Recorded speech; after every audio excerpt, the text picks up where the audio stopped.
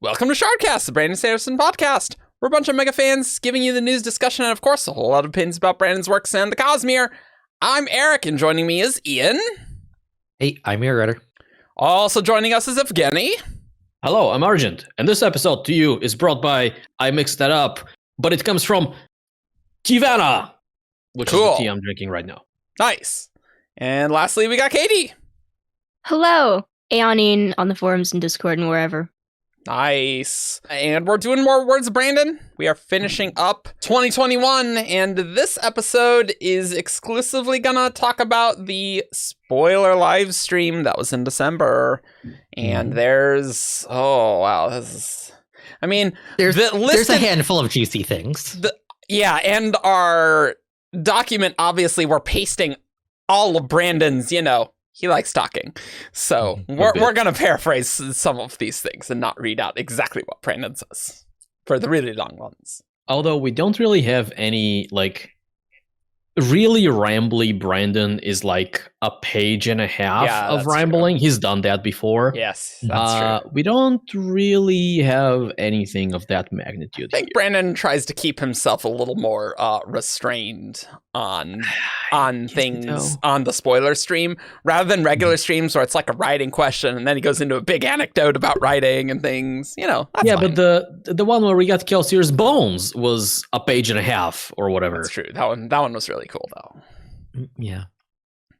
But that's because there was a story he wanted to tell about it. It's like, we had no idea. I think there was like half a dozen stories that he wanted to tell now. But whoever transcribed that one, just thumbs up. Yeah. To get into the first one, which is from FAK GBF, which is a very interesting one. Yeah, I'm not going to try and pronounce that. Yeah. When Sazed ascended into Harmony, he recreated many extinct plants and animals based on the fragments of knowledge he learned about from various religions. There's a lot of other keeper knowledge involved as well. But many ancient and medieval texts in the real world had pictures of animals with wildly inaccurate features and proportions. Were the texts that Sazed drew on fairly accurate, or are there herds of monstrosities roaming Scadrial now like on Dawnshard? I do love this. I love this so much. And so basically the gist of it is that the Cosmere has the spiritual realm, the Platonic ideals, and even though those animals didn't exist on Scadrial at the time, it's echoes of them still existed in the spiritual realm. He also describes and then fails to remember the name of the Beast of Givaudan, which is a fun anecdote. But then he concludes it I love seeing the pictures of all those things, the pictures of giraffes on illuminated manuscripts that have just been described third hand to someone. Your brain is going cool places. You can make monstrosities like that with hemalurgy, but fortunately, Sazed did not run into that problem. Love it. That one's fantastic. I hate that he added that bit at the end. It was not necessary for you to put the image of a lion Steel Inquisitor giraffe. Let's go. Nice. Oh, that's terrifying. It doesn't fight you with all down the neck. No, it doesn't fight you with obsidian axes. It just slams its neck into you. Center of mass on the giraffe for pushing and pulling matches, Oh, that's terrible. Also, there is a hemalurgic bind point that is right here. Yeah. You just have the linchpin spike just go through the entire neck. It's a 30 feet spike. I would assume a giraffe would have different bind points. They probably would. They probably would. Okay. Do we, Ian, look at me. Look at me. Do we look like people who were interested in actual, proper, serious discourse? Or are we just people who are dicking around? I mean, it's 50-50. It's half the time we do one, half the time 50-50. Yeah, exactly.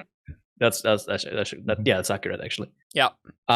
Next question comes from Aaron, who asks, does Hoid have a spike?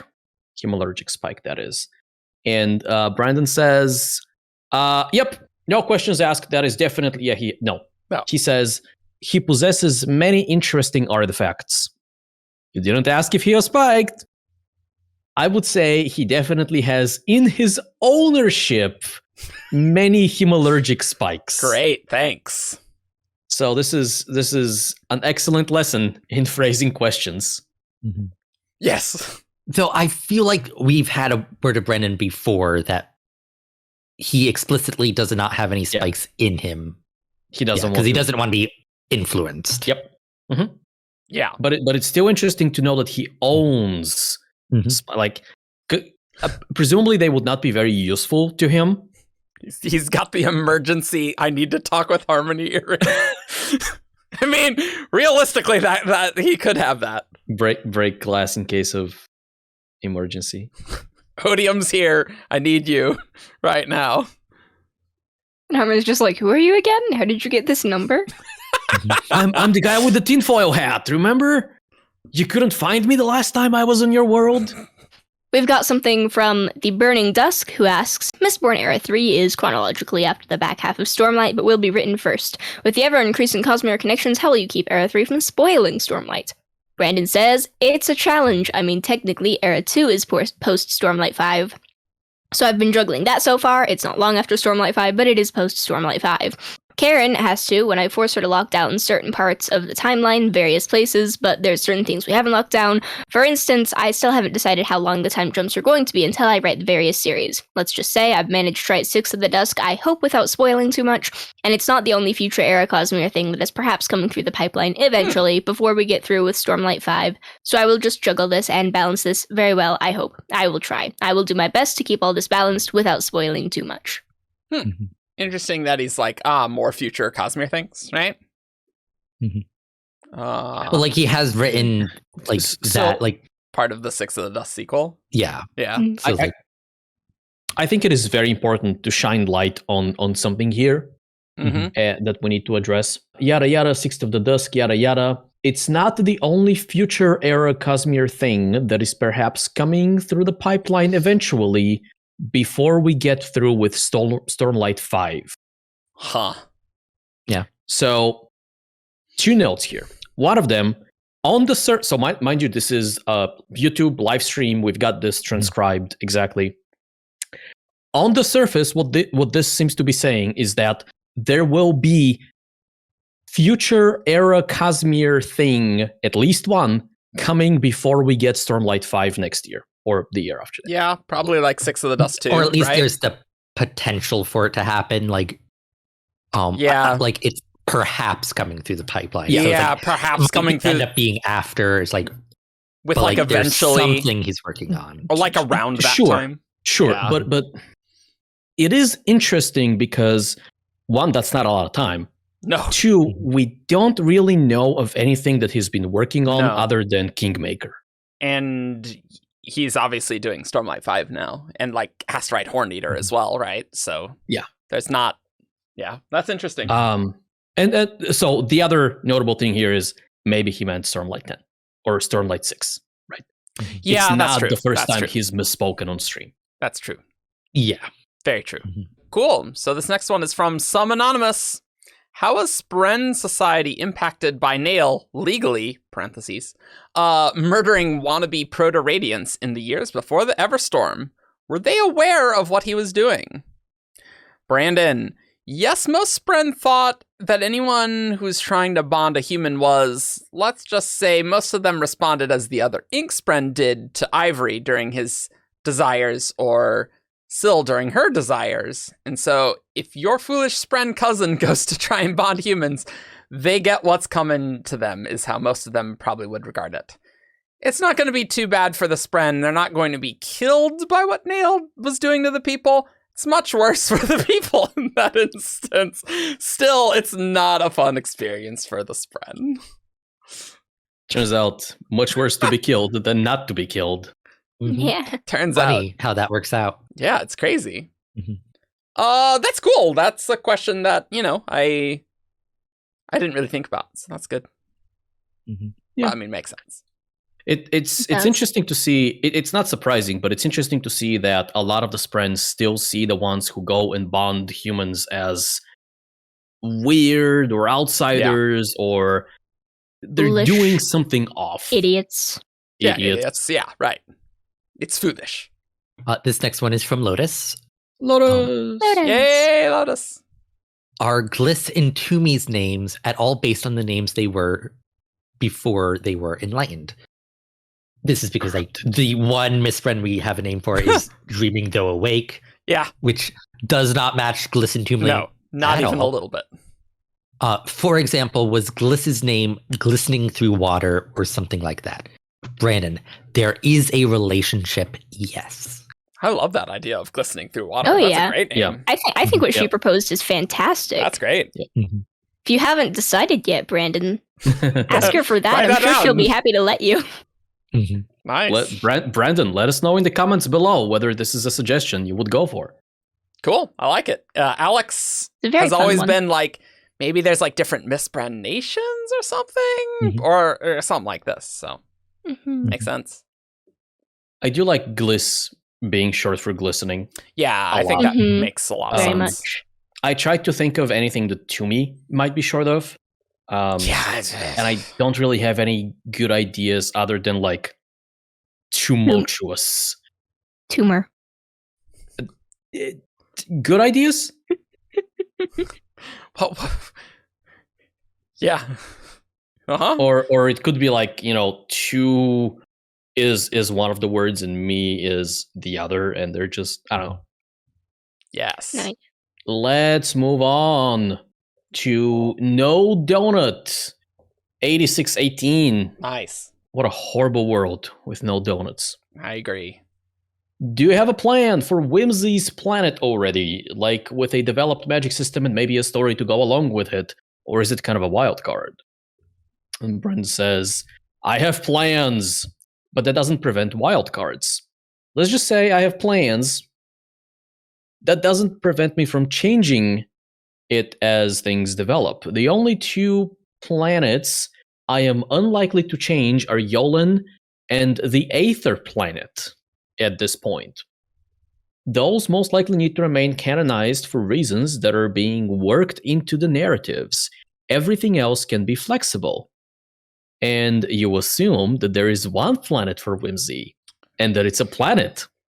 Don't make assumptions. Let invention have a fleet of spaceships. Would that not be so cool?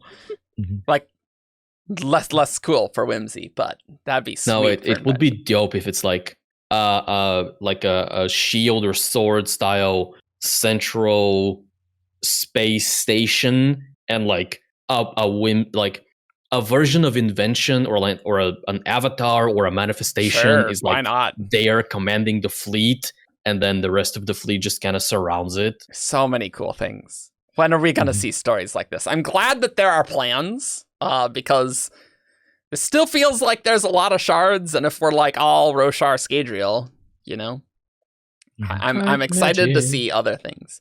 Interesting. So last episode we got a lot of things about Aethers, and this one Brandon's just saying Aether planet, which is interesting from what we talked about in our last episode, where there was some implication that's like, well, Aethers could claim they're from nowhere or something. Well, Yeah. I think it's like there is like it's the main Aether world that like most people in the Cosmere think of as the Aether world, but like sure. the Aethers wouldn't consider themselves from that world. If that makes Yeah. sense. I was thinking it's more, this is the planet, this is the world where my Aether story is going to take place. Like, Sure. that's the Aether world. Yeah. Okay, yeah, Yeah. that makes more sense. Yeah. Kadie, every time it's just like the hardest mechanical thing. Yep. Every time, it's so funny to me. Oh, I love it. It is funny. we started off with the nice and easy, hey, can you put a shard plate on a dog? And And now then it's, every other one. well, here's a 15 asterisk Nightblood question. At least I understand it, hey? So Nice. it's Asmodeus who asks, if the only variable we change during the creation of Nightblood is to use a different elementically viable metal, say iron or bronze instead of steel, but keep everything else constant, same breaths, same people doing the same visualization, whatever other factors were involved, would it have manifested different powers or capabilities? Brandon, yes, most likely. There's another one in this that says this, basically the same thing as well. Mm-hmm. Makes Which- sense. It does. Does it? I mean, spiritual integrity. like the metals are important. How is the spiritual integrity of steel, which is a pushing physical external metal, at least that's in a the very allomantic allomantic-centric point of view, Evgeni. Yeah. I said How it is- made sense, and then you brought spiritual integrity into it, and now it no longer makes sense. And I'm like, what? Sorry, come I again? guess we're just trying to figure out how Nightblood's capabilities would be any different. But like, it Well, could it's a be like a different metal. personality thing. I don't know. Like, So let's take Metals the are easy important. example, right? Let's say the sword that became Nightblood was made of iron. I'll be sure it has different capabilities, and that it's a lot heavier. So Iron's pulling. yeah, iron iron's is the pulling. opposite of steel. I guess I kind of would have thought that like pulls the investiture into Nightblood pulls the investiture into itself. Yeah. But no, that's the wrong metal. That's pushing. But also realistically, right? Fair chemi, it's steel is speed and iron is weight, right? Right. And like, so it's not going to necessarily go off the allomancy logic, right? Yes, but in fabrial science, steel and iron are opposite in the same kind of way that they are in allomancy. Sure, In I'm that just saying, they- like, the capabilities here could be a more fair Sure. chemical thing. But like they can potentially. also reverse polarity in fabrials. So it's like they're like different metals do different things in different places in the Cosmere, and like sometimes there's a common theme, sometimes not so much. So like it makes sense to me like using a different metal like could potentially have some slight effect on like Yeah. the manifestation Agreed. of Nightblood. I'm disowning whatever the heck you're saying about spiritual integrity. No idea what you're talking about there, but otherwise I completely agree with you. Mhm. Spiritual integrity is why different metals do different things. Yeah. And that's Cool. basically all we know. Oh, I okay, say it a then. lot because we don't know what it means. No. Neat. All right, this next one. Ooh, this one's a Lord Ruler one. Excellent.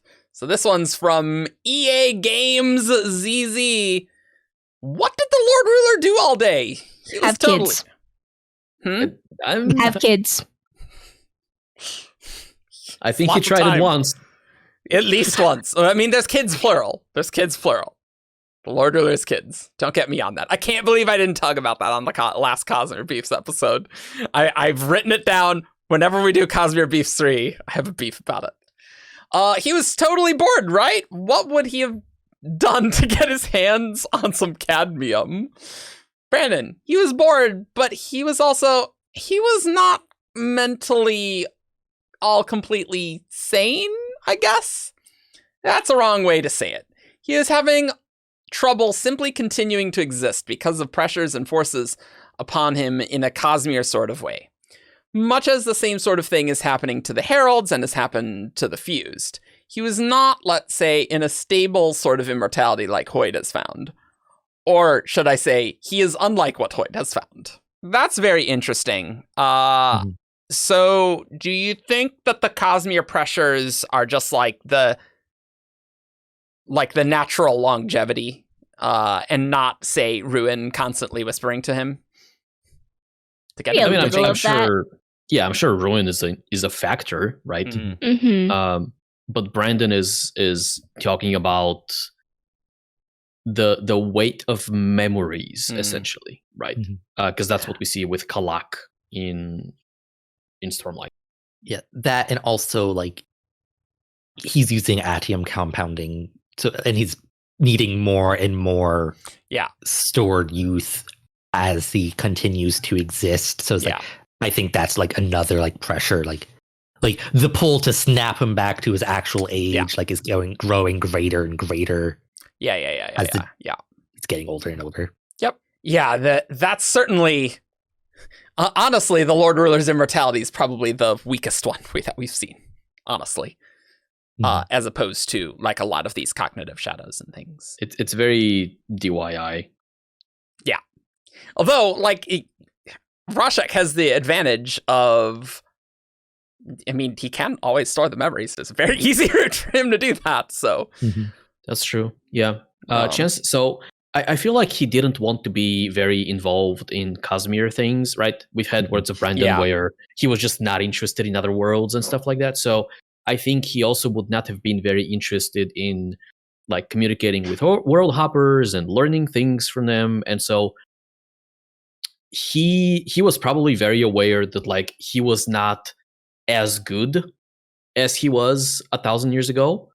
But also he wouldn't have necessarily known why that is the case. And so maybe if he had spoken with somebody like Hoid, he would have known that, oh no, the problem is you have too much memories, you gotta do something with them. I think it's more than just the memories, but yeah. Yeah, it's like I don't think it's like the memories was as big a deal for him because he has copper mines. Like he has a mechanism. But I don't think he knew to use them for that purpose. It would have been, to some extent, kind of just instinctive, like, if your memories are starting to weigh on you and you have the capability to, why not? But I don't think he would have known that it's the memories causing his mental instability, is what I'm trying to say. Did Rashek just, like, have a really good memory and things? Or no, is that he could tell if people were lying? No, it was Quan. That's Quan, No, I know. Yeah. But the Lord Ruler he's so experienced, he can tell when people are lying. Yeah. Oh, that was something like maybe a tin thing. It's that I think that's all like interconnected. Yeah. Because it's hard not to be when you have that much experience. Yeah. But yeah, I guess like for me, it's like because he has copper for me, like he would just like naturally store memories in there. So it's like I think it's more like the age thing that's the problem with. Yeah. With he's being the Lord Ruler rather than the memory thing. Yeah, because it's not a very stable sort of thing. That aging. Yeah. Moving on, this one is from Yogol Aorist. Denth and Shashara and Arsteel and Yestiel are referred to themselves as siblings, despite being returned. Does that mean they have knowledge of who they were while alive? And Vasher is the only scholar who doesn't. Brandon. Ooh, what a wonderful question. Guess what? Rapho!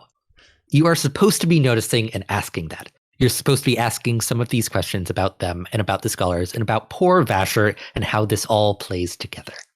I'm glad Brandon has an answer for this because this is so weird. Warbreaker sequel when? Not soon. Not soon enough. Nope. I wonder if there is a hint somewhere in here that Vasher had a sibling.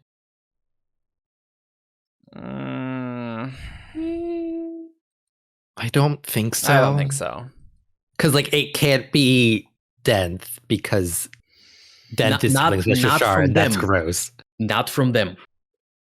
Oh, like you mean like not within the five scholars? Yeah, but why would that matter? Oh, I don't know why it would matter, but it's one way that Vasher stands out from the others. Obviously, it can be anything else, but I'm trying to like, why would? Because I think the picture we are being painted here is of two pairs of siblings coming together and doing scholarly things, and then Vasher is kind of the outsider who joins them. Or maybe he starts doing something and then two pairs of siblings join him. But that's... Why would two seemingly independent pairs of siblings just...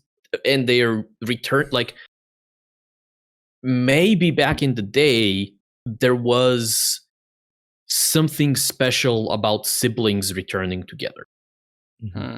Or maybe Endowment, for some reason, preferred returning siblings. And so Vasher not being of the same stature as those others, maybe that is important in some way. Yeah, I don't know. We'll let you know when we read the Warbreaker sequel. Find out in 15 years. Yeah. If even 15 years, like we're approaching 15 years since Warbreaker's been out. Oof. Yeah. Almost Yeah. there. Yeah. Not too far. Oh, let's not dwell on that. You know, let's not think about our impending doom, just like the Lord Ruler. Valid. Let's go to the next question then, which comes from Evo Adolin.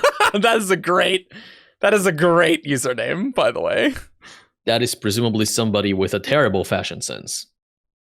Well, it's the same fashion sense, just more edgy. And black. You know? No, but the Evo person be like me requires you to flip the... So like, Evo Brandon be like, this magic system is soft. Whatever, let's just get it. Doesn't matter. Meme. Doesn't matter. It's a meme. Anyway, so the question is, if you take a gemstone from Roshar to Taldain, would it be charged with Autonomy's light on Dayside? And Brandon says, it could capture it. I'm not sure if it would happen automatically. You could definitely get some door. I don't know that it's going to naturally pick up autonomous light. It might, though. That one's iffy for me. I'll have to think about it. I'm going to say yes to that one, but it's not going to infuse very deeply. You're going to get something in it, but it's going to vanish soon after, to the point that gemstones, they would have noticed on Taldain if gemstones just naturally picked this up. So you are going to get just a little bit of charge, but it's going to be almost imperceptible to someone without the right instruments.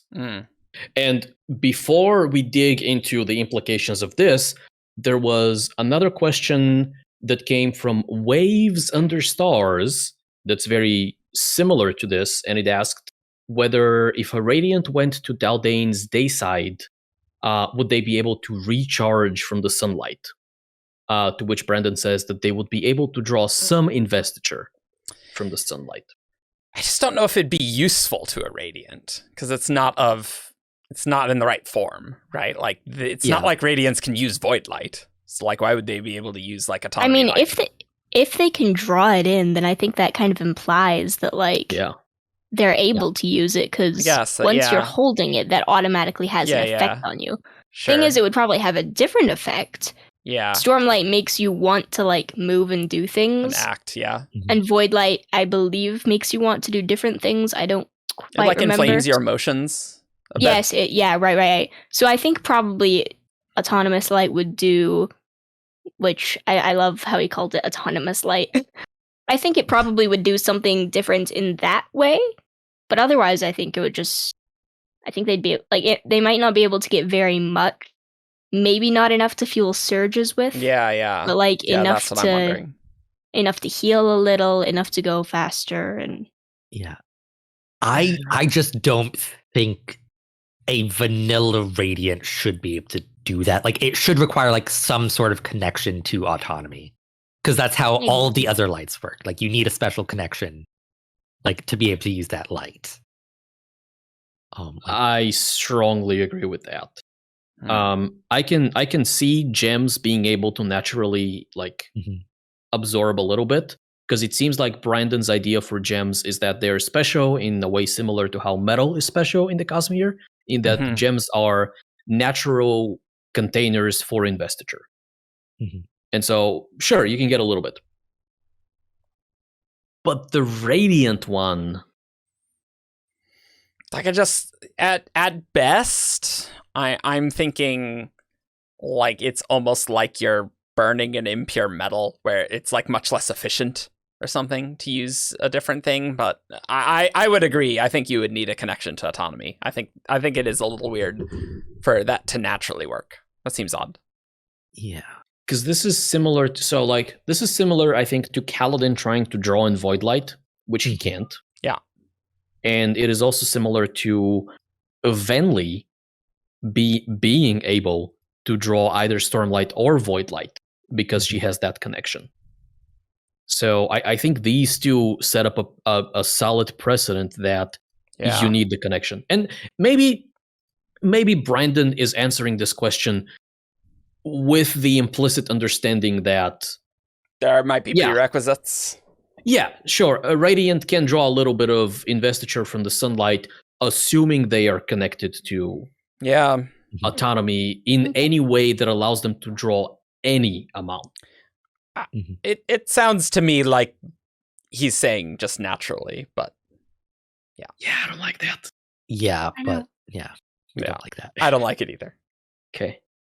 I'm going to pretend Brandon did not say that. Great. And then whenever he doubles down, I will fight him on it. Okay, cool. Alrighty. Let's schedule that in to JordanCon for the next time. It's just Brandon versus Evgeni cage match. He's very tall, so he has a lot more reach than you. He does, yeah. And I'm pretty sure he's also heavier than me. Mm. Great. Good talk. Alrighty. Moving on. I'm very glad that you didn't make me do that one, because this one's not a mechanics one. Whoa, what? I don't know. Maybe we need to change the order. Just kidding. Denied. No, because I want my shut next one. Down. Shut down. It's from Kovadax 1. Sure. You've hinted before that Hoid is, in reality, much more self-interested than he is perceived to be, and walks a path you yourself said you probably wouldn't condone. That's true. Yet at times, we see him share touching personal moments with multiple characters, such as during Shalann's childhood, or helping Kaladin through several rough patches. Are these also to serve his own interests or goals, or are these genuine moments he's shared with them? Brandon? Hoid is legitimately empathetic to the individual. This is how he is. He is very empathetic to people's problems. But in the grand scale, he is more self-interested than I think people are seeing him. These things aren't mutually exclusive. He can be very empathetic to the problems Shallann is going through, while at the same time understanding that if Roshar were destroyed, but Odium were contained, then it meets his goals better than if other things were to happen. And in a moment of decision, if he was told, all right, you can sacrifice Roshar, Odium is contained forever, he would probably say yes.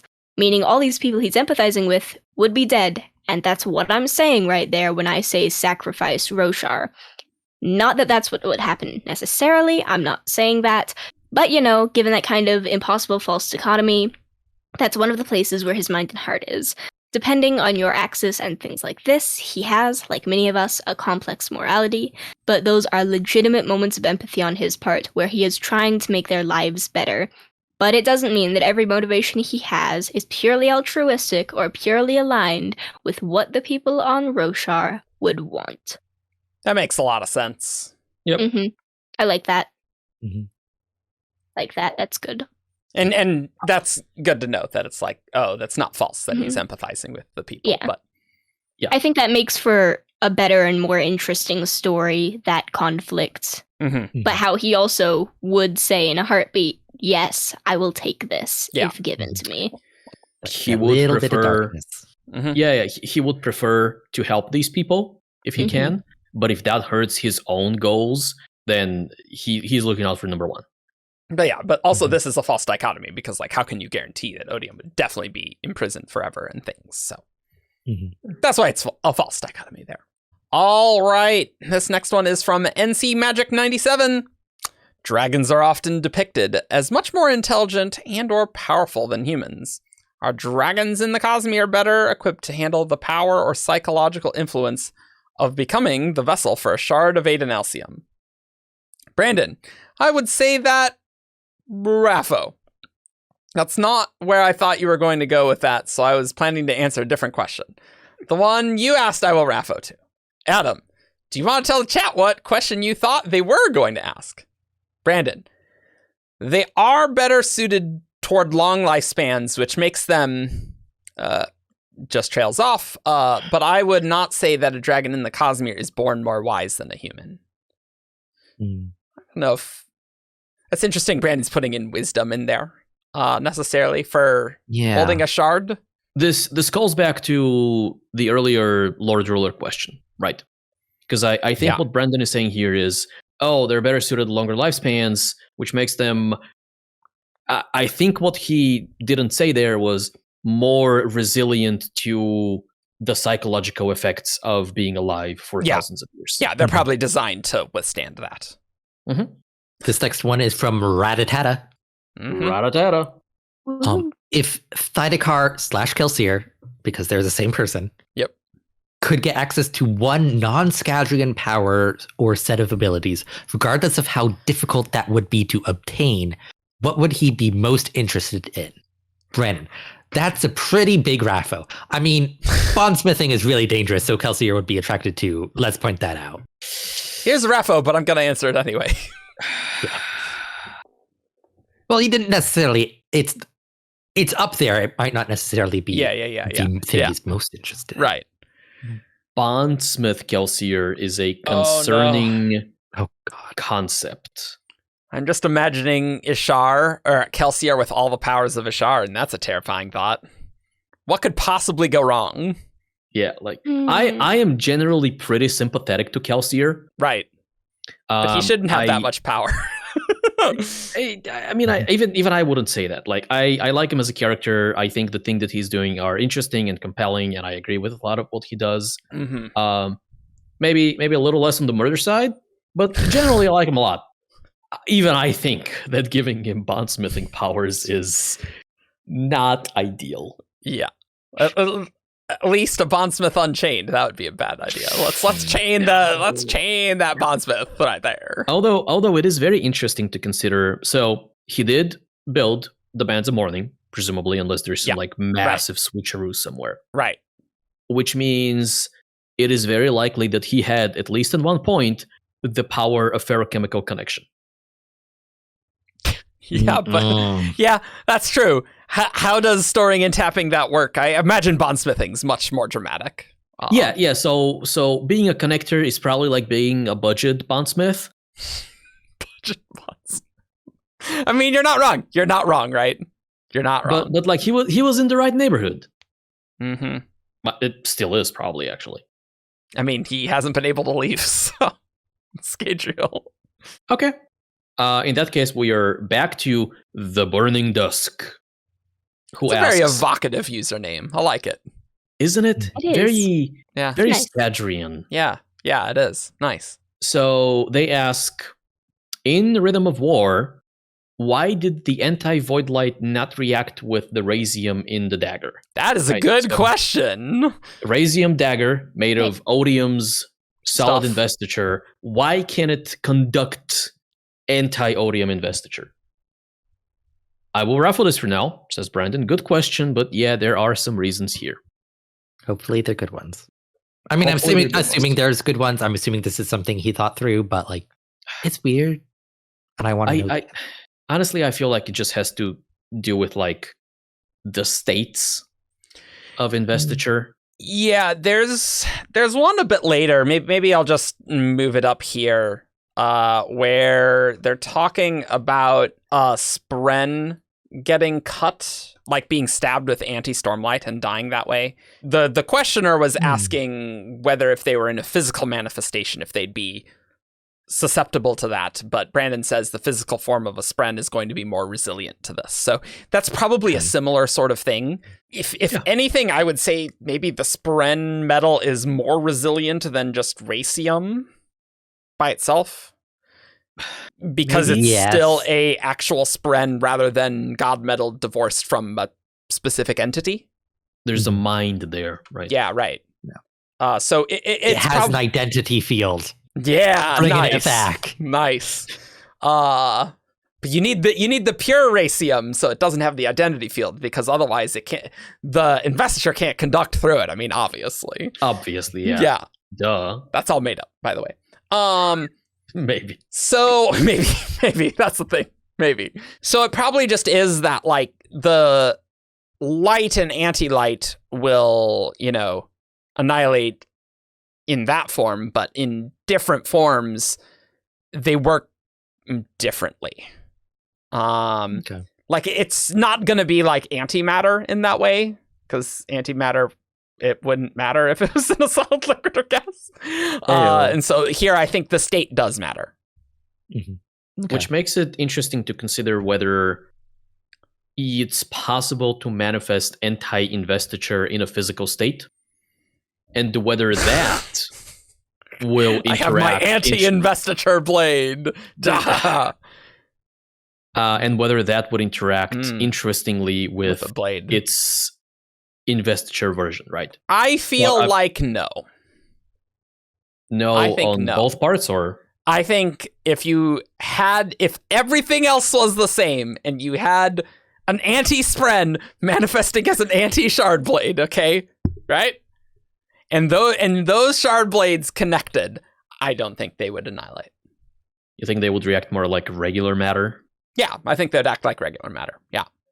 Just because the investiture's in a more solid, like inherent resilient, like you can't really break Shard blades unless you're Nightblood, really, right? So I feel like they would inherently be resilient in that way. Yeah, I also feel like there's something in like the Hero of Ages epigraphs about like investiture in physical forms, like the state of matter does matter. Yeah, it does. It does. Like the solid form, like it's the most like restricted isn't the right word. It was that word. It was the most in liquid form. It is the most potent. Yeah. Yes. Which is it's like liquid, gas, then solid. Yeah. No, I think that may have been in the Hero of Ages Q&A, but we did talk about it on the Altium episode. Okay. But there's probably other advantages in it being a god metal. You guys are indeed speaking English. Nice. And he's like, I recognize the words matter. Nice. And state. Yeah. Perfect state. Physical. Uh-huh. Alrighty, TG Jackass says... Asks, right. No, it's ass. Indeed. Asks, the Truthwatchers and Bondsmiths are depicted separate from the other orders in that neat little chart. Why is that? I get that the Bondsmiths are special, but why are the Truthwatchers beneath them in the middle? And is there a reasoning behind how the other orders are placed, beyond just what surge they share? Great question. Brandon says, so yes, and originally I had a lot more with this chart that was going to be meaningful for the magic system and things like that. And it turns out this is way too complicated to work into the book. You can maybe see some of it in Way of Kings Prime. I can't remember how much of it's in there. But in the end of the day, when I was building it, I'm like, this is one of those times where I'm doing a little too much, getting too much in the weeds, so to speak. But you'll be able to see it's tricky because you're going to be seeing a lot. Your narration's so good. Thank you, I try. Yeah.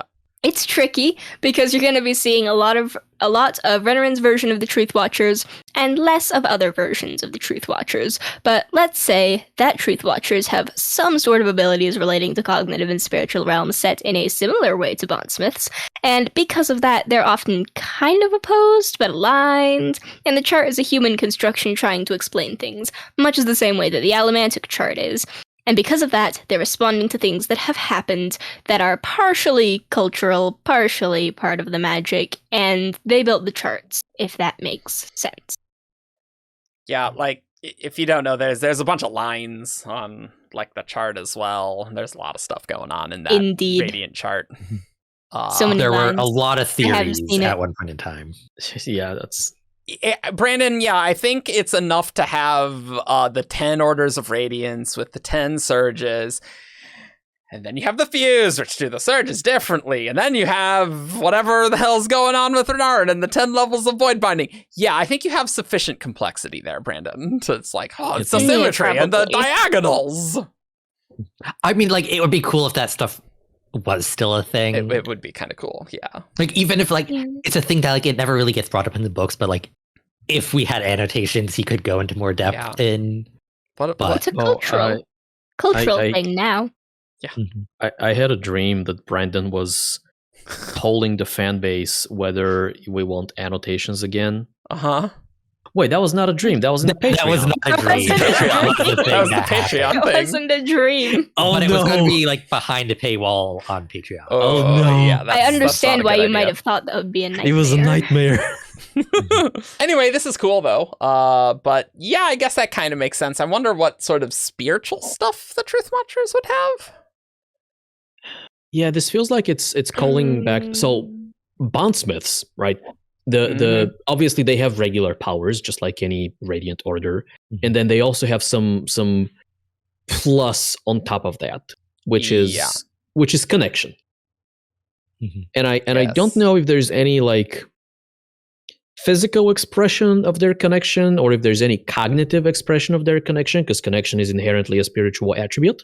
Well, it's more that like their manipulation of connection is an extrapolation of like it's spiritual adhesion, basically. So it's like the physical version of that is just adhesion. Okay, sure. Yeah, right. Exactly. So would that then imply that there is a Truthwatcher surge that for the Truthwatchers can also manifest in like a spiritual way and maybe a cognitive way? Probably illumination, right? Probably it has illumination. Illumination gets to do or some like weird crap. progression for that matter, like because like it's healing to like that spiritual ideal. Sure. Yeah. Because like Adolin like sees that vision of himself like when he's getting healed. Yeah. Granted, I am excited to see the Renarin Truthwatchers, but it would be nice to see some regular Truthwatchers and see what A that's proper. like. Yeah. Hey, that proper is offensive. That's slandering these enlightened Truthwatchers. Evgeni. Corrupted. All right. Clerk Antique asks, what did the singers do in between Desolations? Did they have their own kingdoms? Did anyone try and create a combined nation of humans and singers? Brandon, Raffo, Book 5 might have a few answers for you. Interesting. I rate that interesting. I really want to know the answer to this question. Same. Yeah, absolutely. Because it seems like...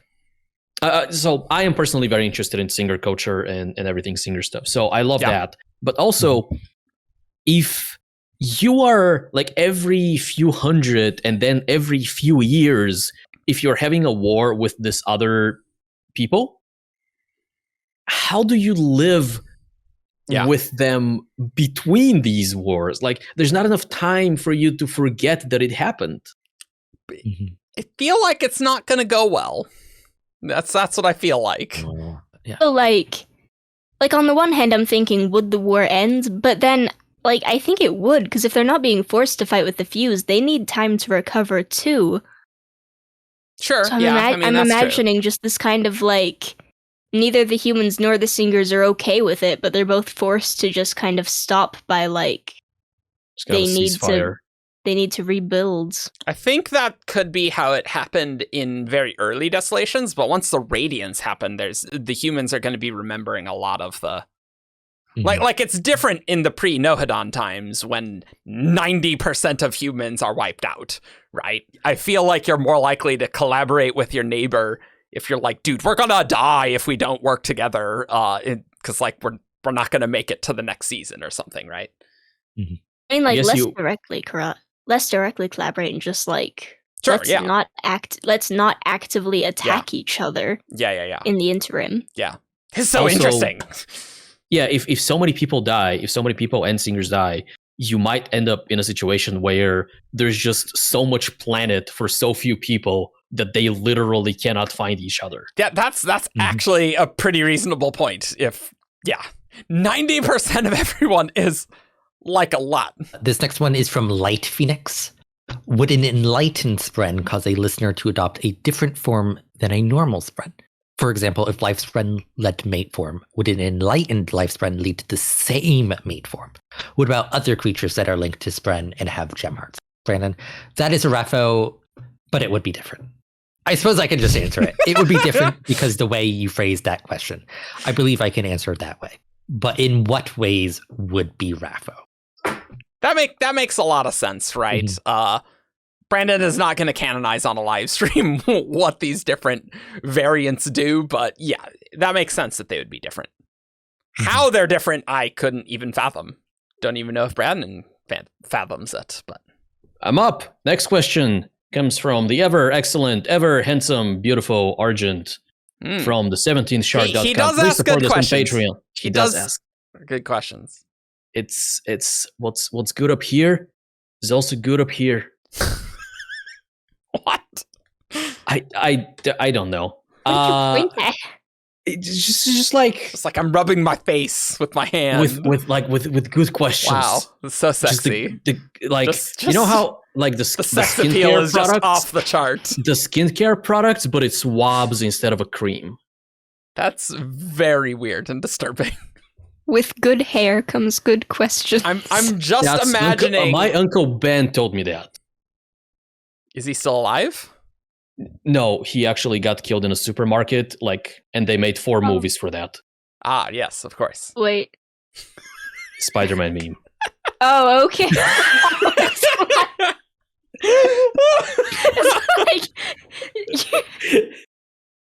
You're very chill about this.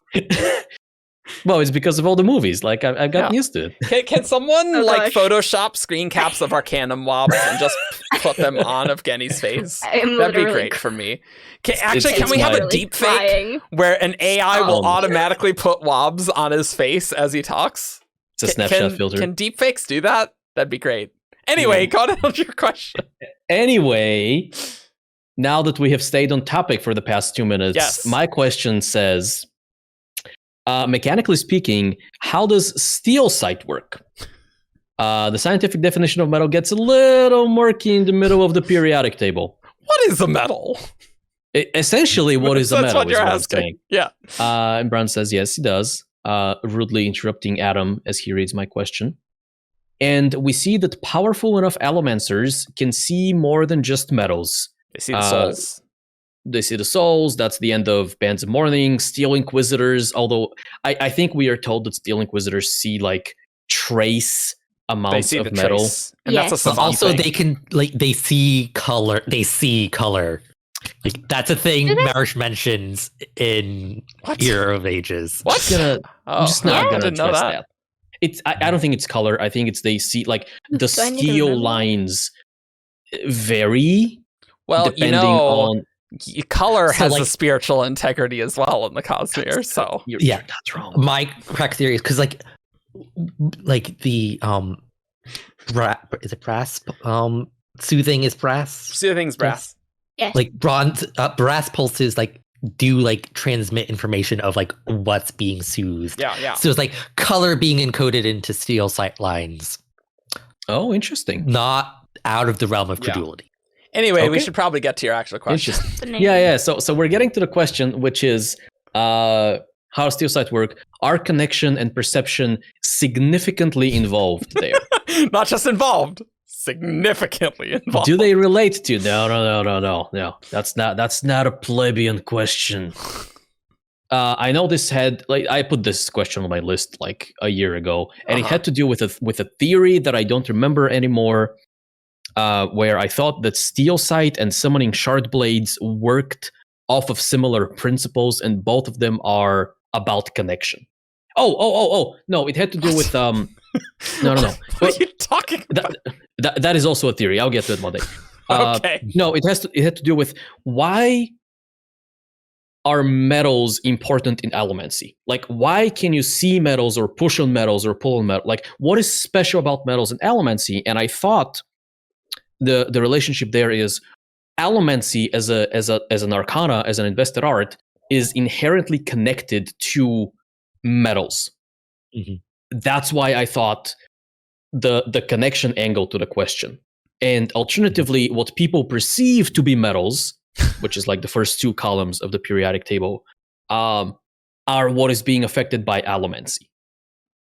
So this is kind of the direction I was not saying a single word about. Yeah, so what's the answer?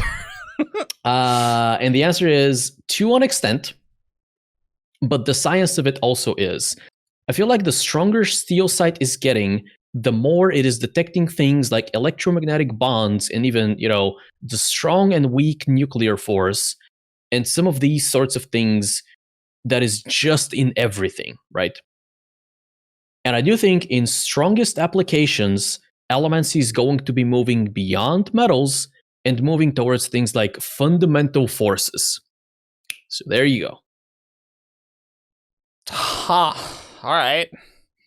So remember at the beginning of the previous episode when I said that our clickbaity thumbnail should be Steel Inquisitors can see gravity?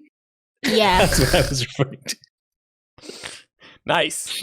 Not that we really need the clickbait title for the WoB episodes, because these are always very well viewed. Yeah, people like those. I'm not sure whether or not I like this. It does seem a bit weird, like... Yeah. That, like, what?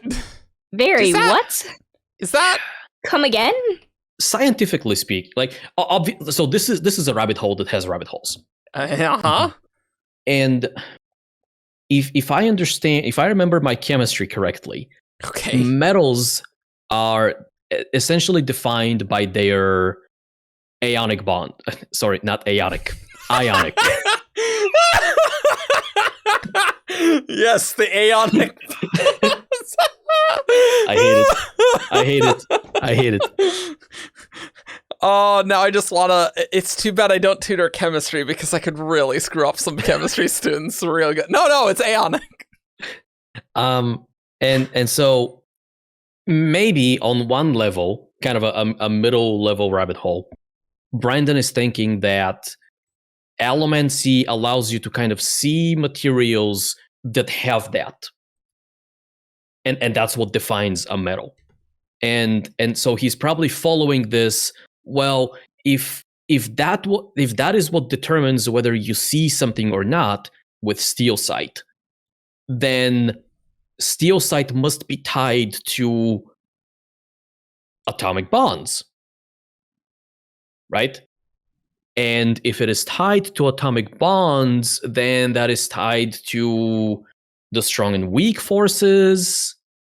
And so if you're dealing with the strong and the weak forces, then maybe you're just dealing with all fundamental forces.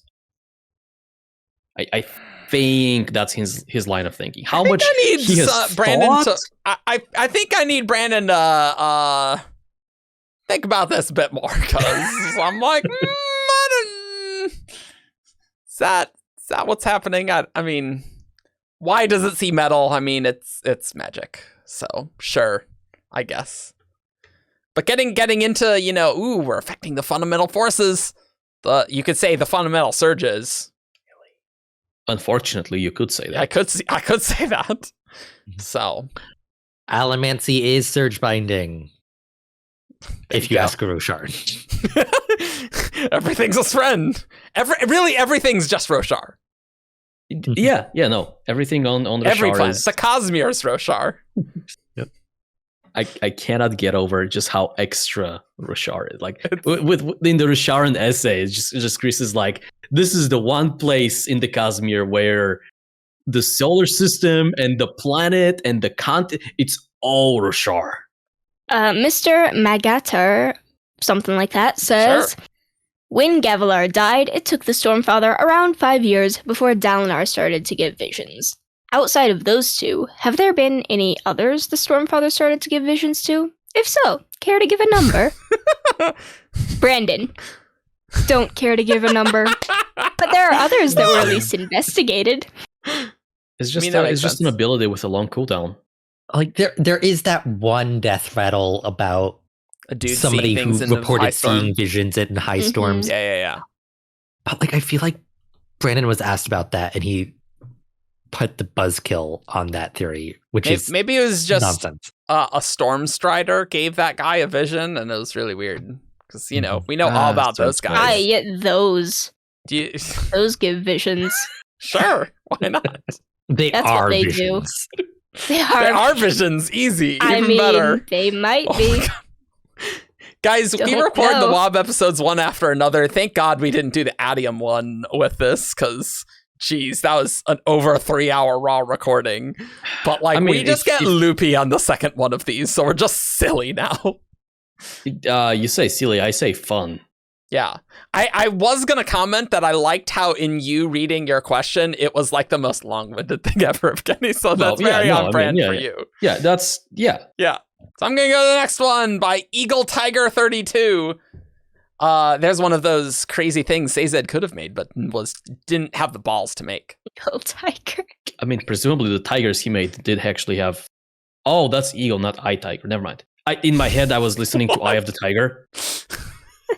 So at one point, a Seon is described as speaking with an odd rhythm. Number 1, would someone on Roshar recognize that rhythm? And 2, could a Seon reproduce the tones Navani discovers in Rhythm of War? Brandon, well, they are speaking with an odd rhythm. You are close, but not quite there. Has anyone actually gone and found that quote?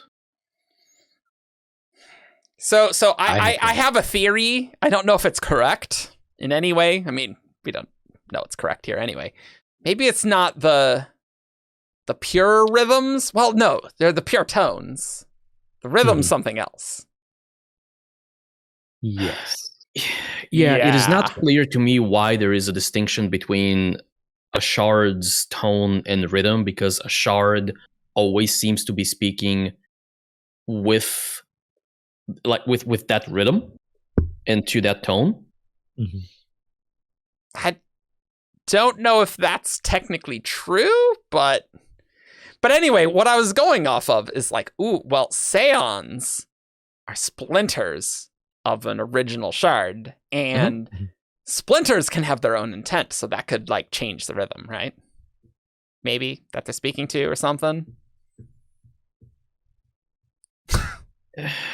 My headcanon is we toss all of this out the window, and it's an odd rhythm because they don't speak like humans, and it was a weird tone, and it was a Seon that had been kept in a box for ages, poor thing, and so it was speaking weirdly, and it had nothing at all to do with rhythms and tones in actuality.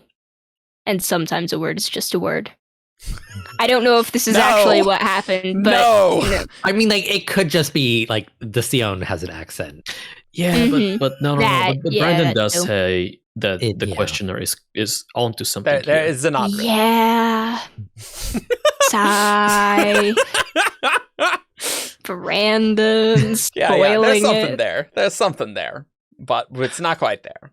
And I don't think my theory's on the money either, to be honest. I always assumed that this was just a Seon speaking to the rhythm of devotion or whatever. Sure. Yeah, something like that. How are Seons created? Maybe we'll get Elantra sequels to find out. Maybe. Eventually. Yeah. This next one is also from Eagle Tiger 32. Have we seen anyone other than Hoid use a magic system not featured in a published story? Brennan, depends on whether you count. You have seen some effects in some ether involved things in the books before. So the answer is yes. Tentative yes. Okay, so they're saying a magic system that we haven't already gone into in depth. Yeah. Okay. All right. If we didn't have the Mistborn series and we just saw Hoid's use of allomancy in Stormlight. Yeah. Right. Yes. How have we seen Aether stuff? It was in a piece of clothes. It's in a piece of clothes, and Mem got it out. Would you call Brandon's that an cheating effect? here. Brandon's cheating and saying you've seen Aether, so you've seen Aether-related stuff. Well, so they've seen some effects. Doesn't need to be because of the Aether things. Those could be two separate things. I guess. Okay. You could say that there's effects, you could say maybe there's microkinesis going on in other places. We don't know what that is. Maybe we've already seen effects of microkinesis. I guess. Fine. Yeah. Let's move on to a question from Maury Willow. Oh, this one's a really good question. Who asks a question they've been trying to ask for a very long time. Very long time. And now we finally have the answer. To be honest. I don't think they like the answer very much. But let's get to it. The terms kinetic and static investiture were introduced in Rhythm of War, but not defined or explained. Yes, says Brandon. What are kinetic and static investiture? Good question. So I've been talking about this for a while. So some of the arcanists out there know. No, we don't, Brandon. Like, yes, Brandon? we do, basically. I mean, like, kind of. I don't but feel like this basically- is like we know what kinetic and static are, so like we could have made like interpolations. Like we Sure. I also kind of did did not know. realize I didn't realize that we didn't know this. Yeah, like kinetic and static in physics are like established things. It was just like adding it to investiture. Like it makes sense. There are some odd examples. There have been some where- open questions. Is Yeah. innate static investiture? We don't know. Is there such thing as potential investiture? Hmm. Because I in do- physics, that's how you Yeah. potential versus anyway. Yeah. Anyway, that's only the first sentence of the answer. Yeah, there's many more. Kinetic is a thing I'm defining that the investiture is being actively expressed and used, and so it has certain effects. For instance, you're going to see sand get charged by kinetic investiture, but not necessarily by static investiture. Static investiture being investiture that is stuck in a sphere. If you just walk by with that sphere, particularly if it's in a bag or something, the white sand is not going to see anything. But if you are actively using it to do something, if you have created it or are maintaining something, such as a light weaving, if you are flying or you are using one of the surges, then we call that kinetic. And kinetic investiture is going to show up much more easily to someone who can replicate the abilities of a seeker who can hear pulses. These are the things that Spren notice when someone is using their powers. This is white sand. There are just many more things in the Cosmere that respond to investiture being used in some way, and when it is not being used, it's harder to hear, locate, or reference. That's a useful. I like this. This is Like- useful. There's examples. This is good. Mhm. I think Brandon just typically overestimates what we actually know. It's like, oh, you guys figured that Yeah. out. Like, I don't know about that. I do think this one, but also I think he does do that in general. Yeah. In general, he overestimates what we Yeah. know. This is very reasonable to Ask the suppose that's 17th what this shard. means. They know that. Yeah. Yeah, like it's useful because it like lays everything out in a very nice way. Yeah. It doesn't really tell us anything new. So static, Well, the investiture's in the metal mind. When you're tapping or storing it, that's kinetic. Mhm. It's about work being done, right? I don't know. If Yes, asterisk. But magical work. Yes. There is. I do want to say he mentions that like stuff like that static investiture would be harder for like stand and seeker powers, Yeah. etc. to detect. He says like harder, but he doesn't say absolutely impossible, Yeah. Mm-hmm. which does make me wonder if say like a seeker compounding or very much a savant, like significantly more than Vin, could do more than just pierce copper clouds if they could Oh, yeah, also probably. like feel like metal mines that Mhm. aren't being pulled from, Yeah, stuff I like think that. long ago we had a word of Brandon about detecting metal mines, and that it's theoretically possible. I think it was like back from 2010, like over a Yeah, decade it's like ago. theoretically Power. possible to like detect like tapping or storing. Yeah. Yeah, But no one's figured out how to do it. yeah, yet. yeah. and we think it's just because these are very soft expressions. Mhm. This is a very small amount of kinetic investiture being used, right? It's probably like less loud, like in Yeah. Oathbringer, like the lashings were very loud, Yeah. whereas the light weavings Yeah. weren't. Because reasons, I guess. There is a line in here where Brandon says that white sand is not necessarily going to be charged by static investiture. Mhm. I think that is just wrong.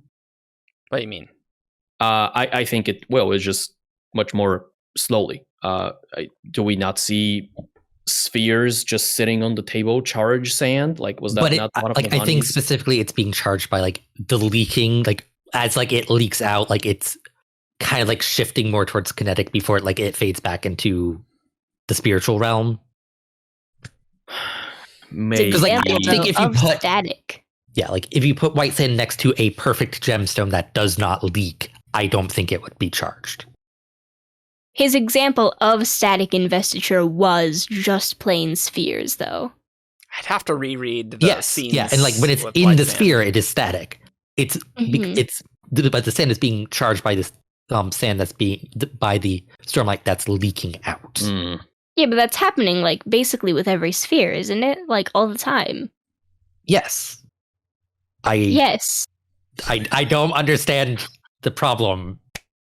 Because I'm like, yes, like when it's in the sphere, it is static. It's not charging anything. As it leaks out, it's no longer quite static. Like it's transferring more to kinetic, and it's as it's getting like pulled back into the spiritual realm, and that's when it's charging the sand. Then in that case, it wouldn't have made sense for him to use them as an example of static investiture because they inherently would be kinetic. But they always leak. Them. They always Except leak. if it's a perfect gemstone. And it's like... Yes, but he didn't mention those. He didn't mention perfect gemstones. Did he? I'm pretty sure he did. No, he did. He did not. He did not. He didn't.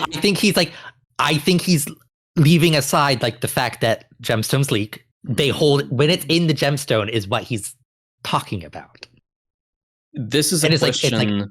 does not make sense. And like if you like move it past quickly, like it's not going to pick up on like it. This makes sense to me. I'm going to stop talking because we're just going to argue.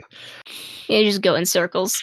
I would really need to see the scenes. Like, is there a scene where it's next to gems and the sand is being charged? Is that how it works? I mean, like it is in the Rhythm of War when Navani is doing her like experiments with light. Like there is sand there getting charged, but she's also pulling it out of gems and like doing a whole bunch of stuff. Yeah.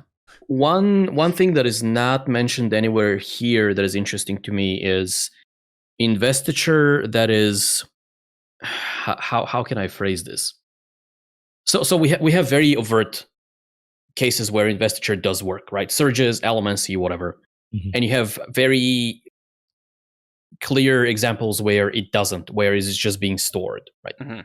But what if investiture is being stored in something and also doing very little work in the background, such as a Radiant who has drawn in some Stormlight, and that Stormlight is like restore, like they're not wounded or anything, but the Stormlight is still doing a little bit of work to restore their cells or like fight some infection inside the body or something like that. Mm-hmm. Would that be like a very, very quiet kinetic use? I would say yes. Like it is like they are holding like an amount of static investiture that's slowly being converted into kinetic investiture to do work. Yeah. Yes. I think in that case that the term static investiture is nearly meaningless, and I don't mean that in a bad way. It's just that investiture is almost never not doing. I think it's useful. Like holding breath, not I would say is static. Yeah, that's having an effect. But I guess that is having an effect. It's enhancing the aura. What is an effect? It's right. So, like, it's not more... like it's not being consumed for an effect. Like just like it's like. Is consumption relevant? I think so. Yes. Yeah. Because it's like it's just like it's becoming like it's enhancing your like spiritual like cognitive like enhancing you like as a person. Like it's like like it's like. But white sand can detect Spren. Spren are not consuming their own investiture. That's a good point. It does. It also says, so I found the line in Rhythm of War. Navani Cool. gave her the strange black sand, explaining the difference between static and kinetic investiture. Navani observed and measured, learning for herself. The sand slowly turned white when exposed to stormlight or voidlight. However, if a fabrial was using the light, the sand changed faster. Yeah. Mm-hmm. So, okay, so It's that a matter does, of speed. it's like like if there's a current in a wire, Mhm. like if it's a very low current, it's not really doing much, and like you can maybe slowly, very lightly detect it. But like if there's an active action happening, then it's a higher investiture current, sure. Yeah. And so matter then of it's degree. easier to detect. All right. I think I have to agree with Evgeni that like it's not necessarily a bad thing, but the term static investiture is functionally not the most useful because it so rarely is perfectly static. It's like 0 degrees Kelvin. Maybe not quite Yeah. that extreme, but it's useful to have an absolute 0 or whatever it is that you are measuring, even if you are never quite hitting that 0. It's like measuring, the ambient energy out in the universe, right? You're not at the absolute 0 in outer space. You are almost there. And so for practical purposes, you are at 0. You are static. But functionally, it is not actually. And it is weird because the next paragraph does talk how like the sand does change color when they're in the presence of a Spren. It was We've a slow probably been change, on- but she could measure it.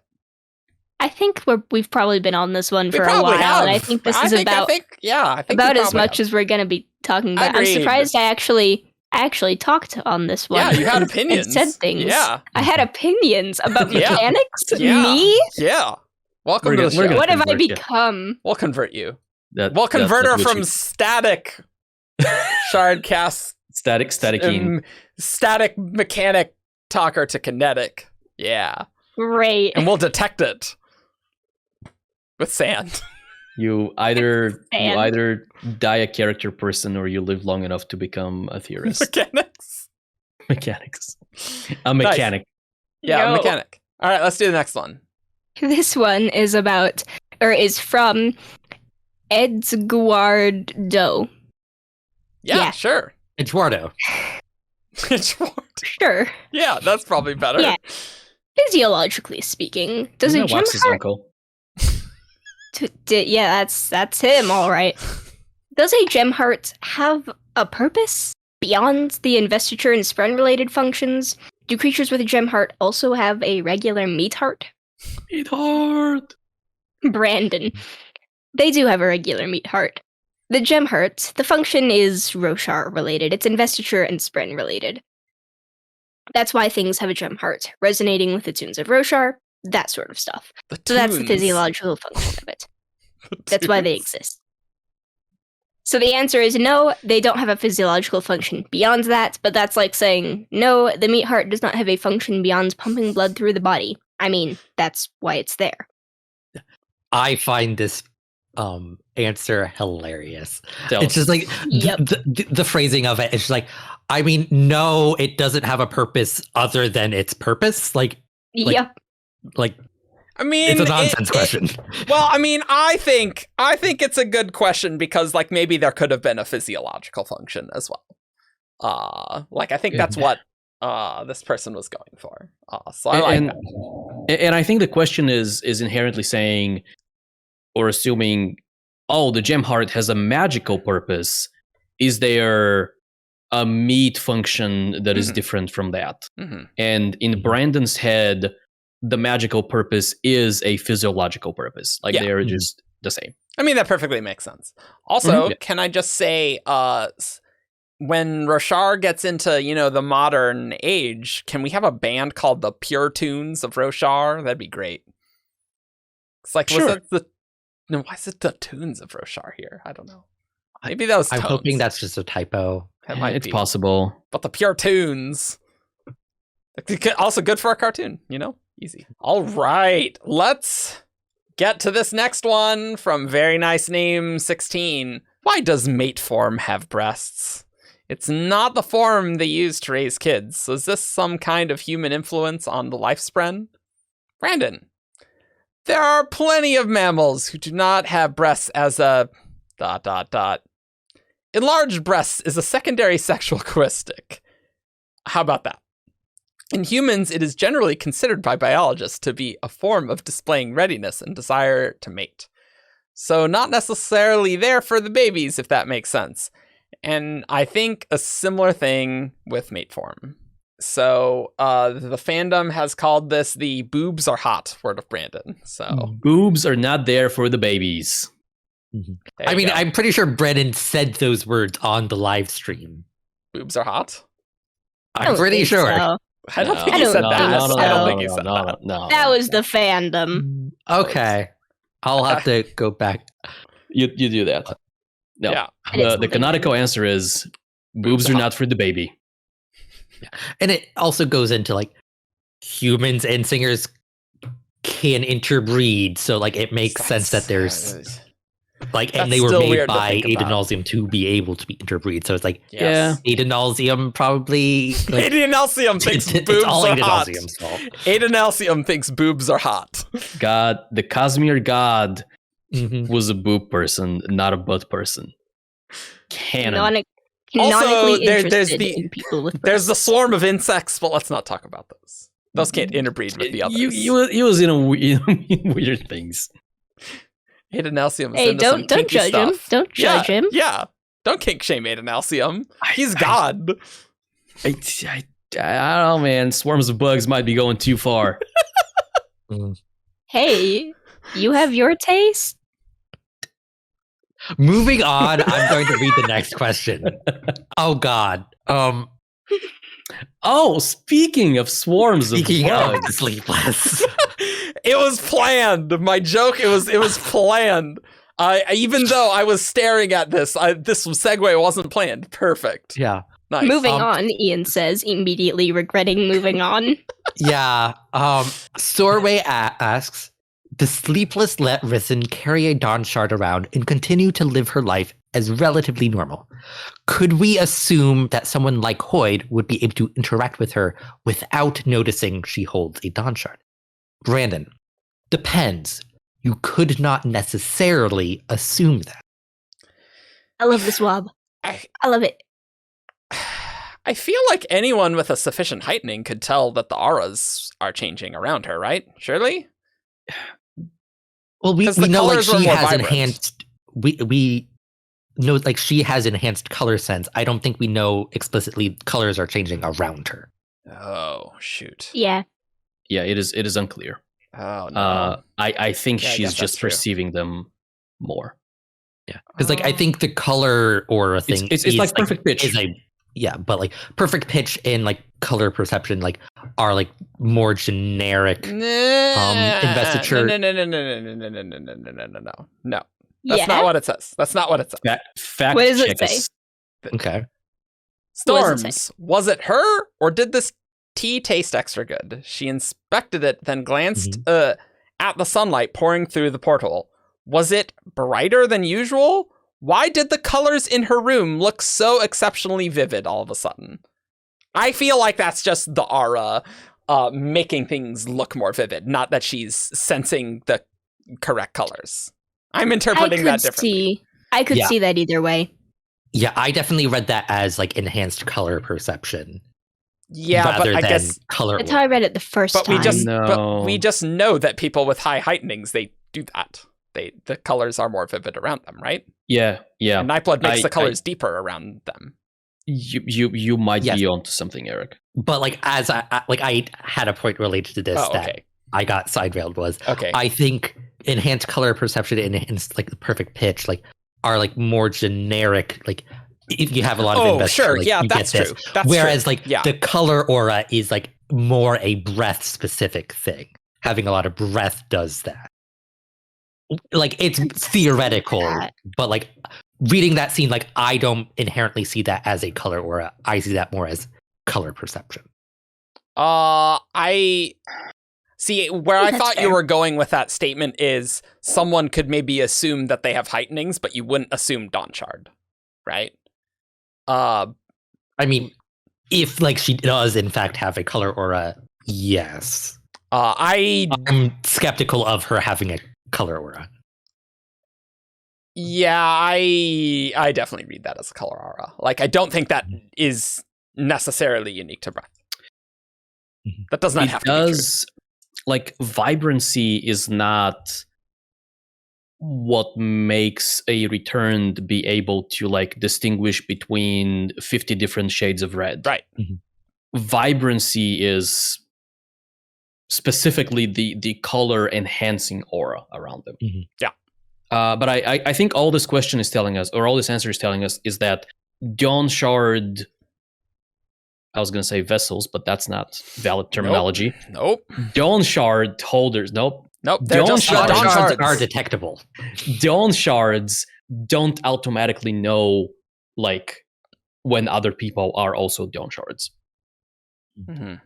What I'm reading it as is that, well, like, they ask if he would be able to without noticing, and Brandon says you could not necessarily assume that, which I took to mean there's a good chance he would notice. That Hoid would notice? Okay, yeah. That That's- Hoid would that's notice. true. Yeah. I very desperately want a scene where Hoid finds Rysn and is like, oh my gosh, you're a Dawnshard. I want that. Yeah, I mean, I think that's very plausible. Yeah, but Even like, even better. Yeah. to like respond to something Argent said, like I don't think it's that Dawnshards can detect each other. It's more that like being a Dawnshard, like it's not like it's completely hidden. Like it is detectable. Like I think that's the point getting here, because like I Yeah. don't think Hoid is currently a Dawnshard, That- but like yeah. he probably knows how to identify one if he encounters one. So Sure. like if you know how to detect a Dawnshard or like some other method, like it's noticeable. It's not like the Dawnshard is hidden in Rysn and it will never be found by anyone. Mhm. It can be detected. You know, Okay, sure. what holding a Dawnshard is?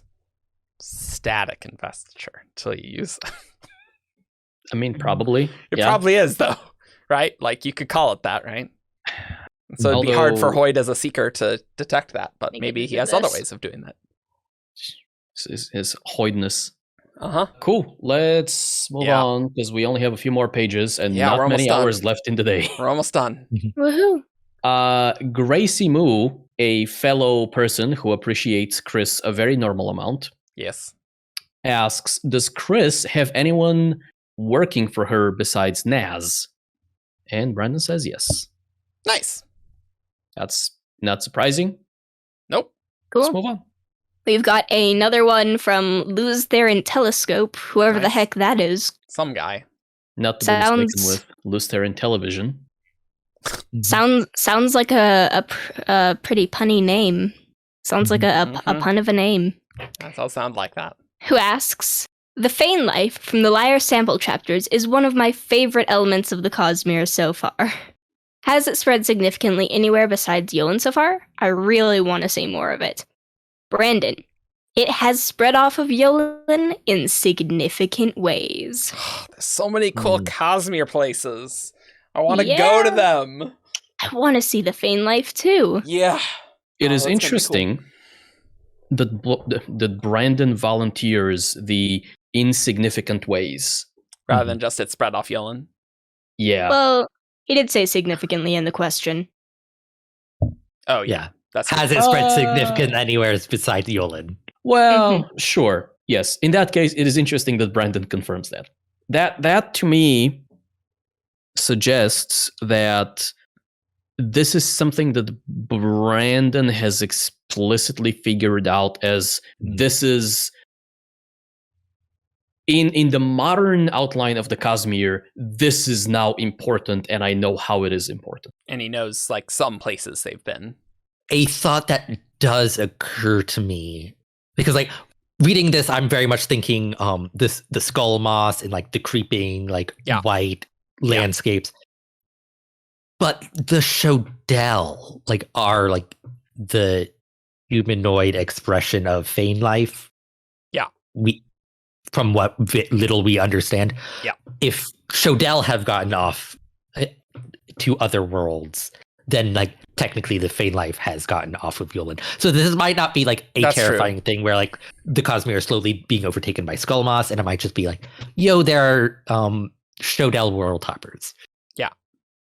Okay. So- Bill Yeah, Moss, so- the final boss. Hmm. The final Moss.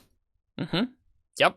AAABBB says, is it possible to create a soul stamp that would allow contained investiture to think it was in its parent system? For example, if a Seon like Shallan's in Rhythm of War was contained by a soul stamp box. Brandon, this is going to be hard.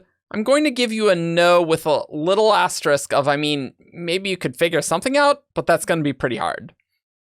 You're just trying to figure out a way to stamp a being that is of pure investiture, which good for you to be trying to figure that out, but no, that's not the way to do it. I think this is just asking, hey, can I stamp a Seon so it thinks it is on cell, even though it is but somewhere like, else? can you stamp a Seon? Can you stamp a Spren? I don't know. I think that's what Brandon's saying. Like, Yeah. I like the idea of like stamping a box so like everything within it thinks it's in a different place, like, is a fascinating concept. Which I don't think Brandon really responded. Like he kind of like jumped on like, oh, like this is like a roundabout way of stamping a Spren. We're like, not necessarily. Like I don't know if it would matter. I think he understands, and I don't think that's how soul forgery works. I agree. I think it's an interesting concept that like he kind of like went to like the extrapolation of it and like didn't really give like the Like theoretical thing. if you stamp a house to think to make the house think that it's somewhere else, that doesn't mean everything inside the house has also changed in that similar way, right? Yeah. Probably in the Cosmere, but like that is like an interesting magical thing that like I'm actually reading a book that is doing that sort of exact sort of mechanic. Sure. So it's just like a neat thing where it's like it would be incredibly cool to like, okay, like be able to use like, if not soul stamping, but like some sort of thing that like kind of like hijacks like spiritual connection to make like this room think it's on a different planet in terms of magic and use of investiture. Anyway, I don't think that's how it works. So, but yeah, probably not. Okay, Chromium Voodoo Punk. Are there people with more innate fortune? Could those people store fortune quicker than others? Brandon, there are, but it is not probably in the way you're thinking. I do want to see more fortune stuff. Mm-hmm. That's gonna be cool. I want to see. Yeah, that. I don't even want to dig into this one. Yeah, like what does that even mean? Yeah, I suspect Brandon thinks that the questioner is thinking about luck, just pure luck. Yes. Yeah, and like if there are inherently more lucky people. Yeah, and he's saying, I see that you're thinking that, but no, but also yes, there are people with more fortune. Mm-hmm. And I think we talked about on an episode that fortune might be like related to destiny. Maybe. Maybe. In that it like shows your path through life and through time and stuff. And so people who have richer destinies might have more fortune inherently. I don't know about that. It's like I've also like toyed with the idea like when talking about like the kind of fortune you can store in a metal mine is like you're like almost like subconscious ability to like not see the spiritual realm, but like the spiritual realm like does pervade everything. So it's like so like the people who are lucky, it's just like you're like subconsciously making decisions that like result in what is like the lucky result. Sure. That's weird. I want to see a spinner, the chromium fairings that can store and tap luck. Or fortune, excuse me. I want to see that specifically on screen. Hang on. Fortune is the future sight one, right? Yeah. Yes. Yes. So Kind of. I wonder if that's kind of like if you perceive how that pervades the world and everything, and you kind of subconsciously go for the thing that will make you the luckiest, you're kind of seeing the future in that way. Yeah, that's kind of going into what I was saying. How they're It's like connected. it's like Yeah. subconscious, subconsciously, subconsciously. not necessarily seeing the future, but like but taking in some of the. Mhm. Okay, that makes sense. All But right. just like some people are better at that than others. I will move us to the next question, which Yes. will hopefully be less confusing. It comes from MattLink123, and it reads, from what I understand, Preservation and Ruin worked together to create Scadrio because neither had the ability to create on their own. If that was the case, why did they feel the need to create a world from scratch in the first place? Was it not possible for Preservation and Ruin to invest themselves on a different pre-existing planet or planets and not bother each other? And Brent says, they didn't want. They wanted to create. That is an impulse that some have. And in that case, it is something these two both shared, is this desire to create something. And so they did. They wanted to settle down and have a family. Yep. Settle down together. That's it. That's the WoB. Yep. That's that's what it says. Yep. That's what it says. Alrighty. Coda451 asks, what has Marsh been up to? And will we see more of him in Lost Metal? Brandon, you will see Marsh in the Lost Metal. Ooh, spicy. Marsh hype. More Lost Metal stuff. Our boy. Yes. Yeah, Marsh is The awesome. mans. Yeah, rereading Hero of Ages and like seeing like the sucky position Marsh is in, I'm just like, Poor Marsh. I like Marsh. Like, More Marsh. Like that scene where Ruin just abandons him and he is standing in one place as Ash just covers him. Great. I am such a sucker for the Inquisitors. It's just, yes, more Marsh, please. More Marsh. More. It's really cool. Give us a Marsh POV. That'd be sweet. That'd be awesome. One that doesn't begin with Marsh struggled to kill himself. Yes, give us one that's like Marsh was glad to be alive. And I'm Marsh- frolicking through the field of rebirth. Marsh was annoyed at his younger brother. Marsh struggled against the tide of puppies that was going to overwhelm him with cuteness. But they're all the hemalurgic the Chimera constructs. puppies. Sorry, yeah. I thought the dogs overwhelming people were over on Roshar overwhelming Cal with terriers. Oh, that'd be I good thought they too. were all over there. Well, that They're all all like, comes I'm a back. dragon! Eni, that comes back to the spiritual integrity of dogs. Let's go to the next question. Great. Yeah, let's do that. Madness Lemon asks, what does Leshwi think of Moash in Rhythm of War? She seemed to encourage his actions and essentially brought him into Odium's forces in Oathbringer. And according to Venli, she respects him, but it's hard to imagine she'd be cool with a lot of his behavior throughout Rhythm of War, particularly his tormenting of Kaladin. Brandon, yes, but she doesn't know any of that. Madness Lemon, have her thoughts on him changed as he's become closer to Odium, embraced the identity of Vyre, or does she regret pricking him out altogether?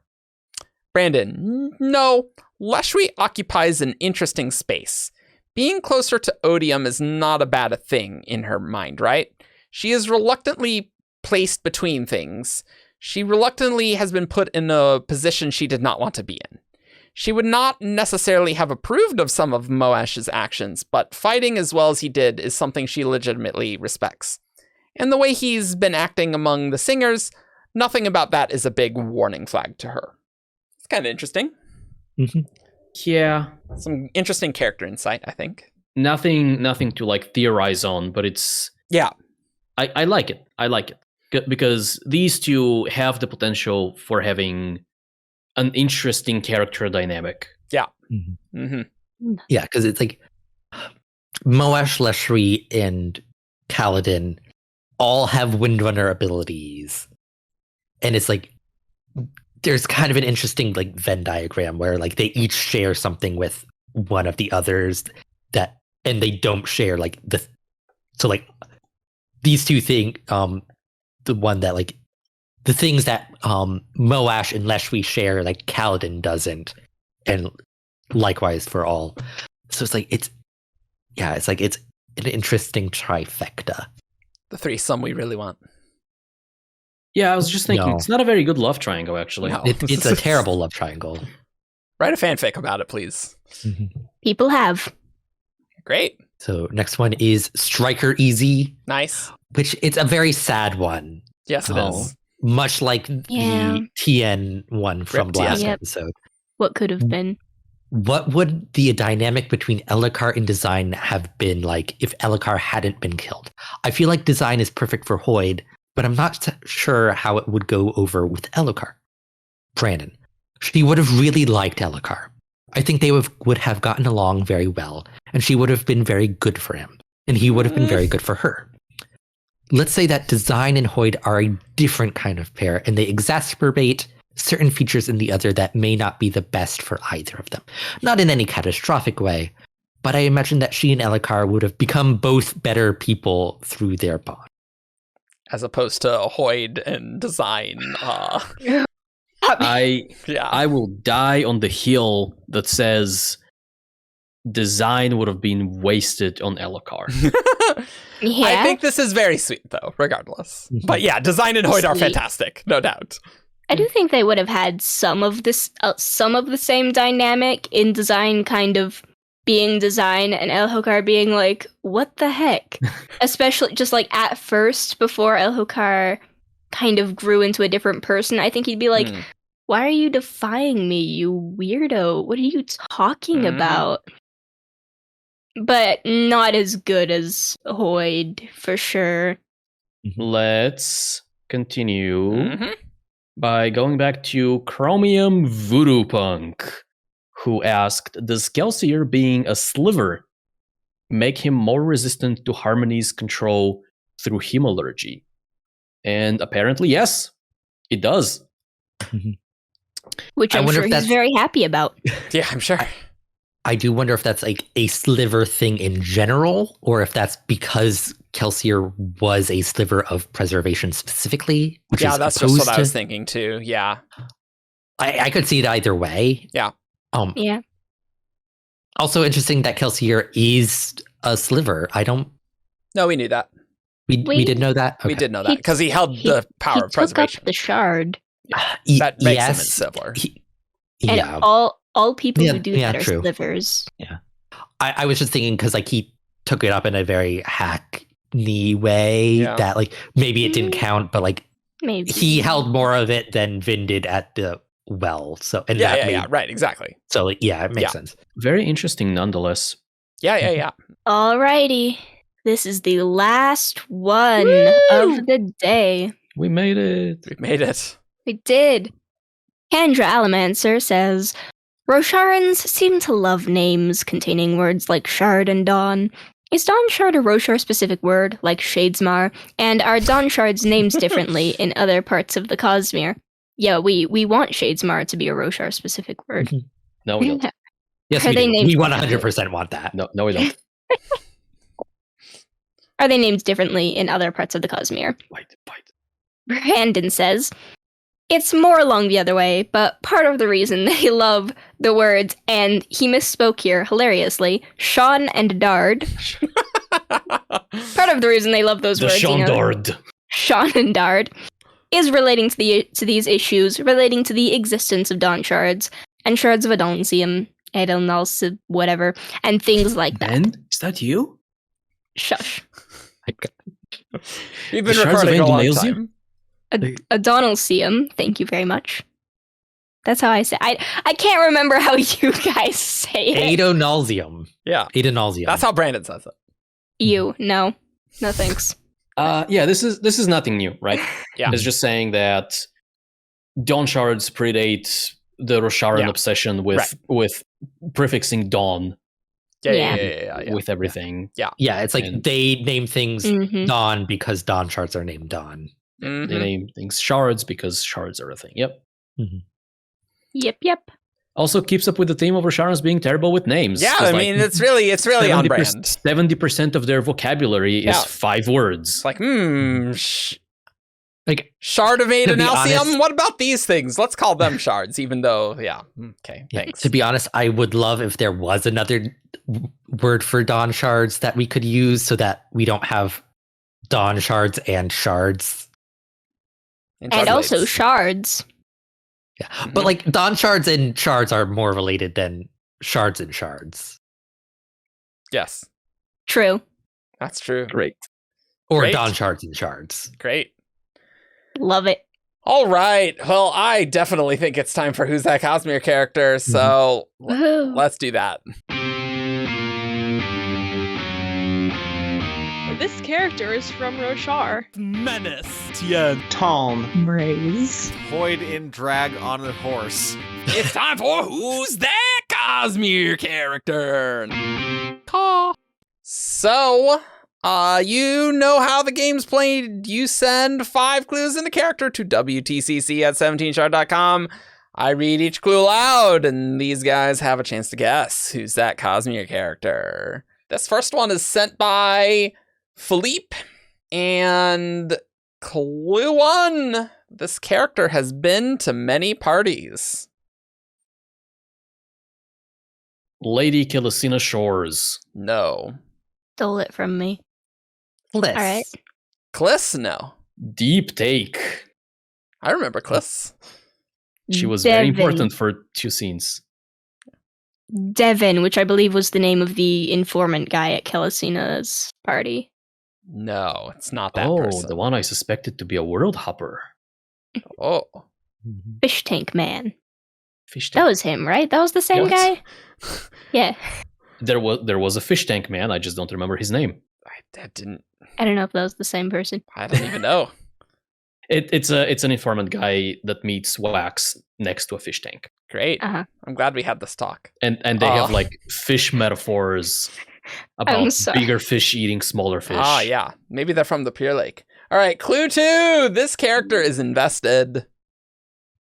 Capital I. Then It's not Vin.